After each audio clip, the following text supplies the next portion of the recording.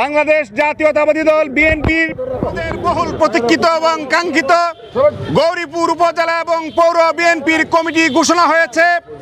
তারই প্রেক্ষিতে আজকে আমরা তাৎক্ষণিক সকলকে যথাসময়ে খবর এবং যোগাযোগ করতে না পারা সত্ত্বেও নেতাকর্মীদের উৎসাহ এবং উদ্দীপনায় তাৎক্ষণিকভাবে আমরা আজকে সংক্ষিপ্ত পরিসরে গৌরীপুর উপজেলা এবং পৌর বিএনপির উদ্যোগে গৌরীপুর বাজারের প্রধান সড়কে আনন্দ মিছিল অনুষ্ঠিত হয়েছে।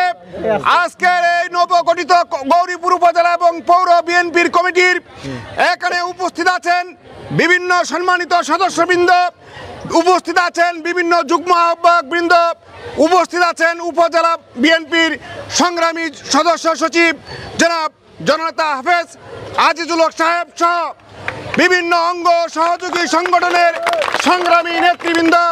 আমি গৌরীপুর পৌর বিএনপির নবগঠিত কমিটির সদস্য সচিব হিসাবে এখানে যারা নবগঠিত কমিটির আহ্বায়ক হিসাবে আপনাদের সকলকে আন্তরিক অভিনন্দন মোবারকবাদ জানাচ্ছি।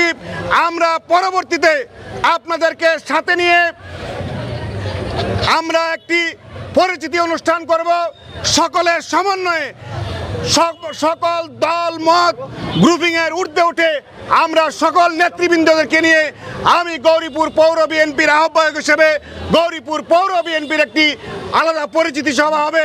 আমি আশা করব গৌরীপুর উপজেলা বিএনপি যারা আছেন তারাও তাদের কমিটির পরিচিতি সভা করবে।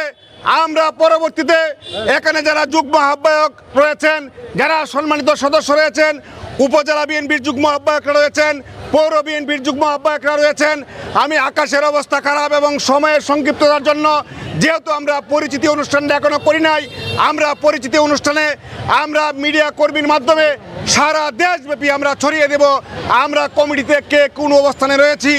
আমরা পরবর্তীতে আপনাদের সামনে পরিচয় করিয়ে দেব।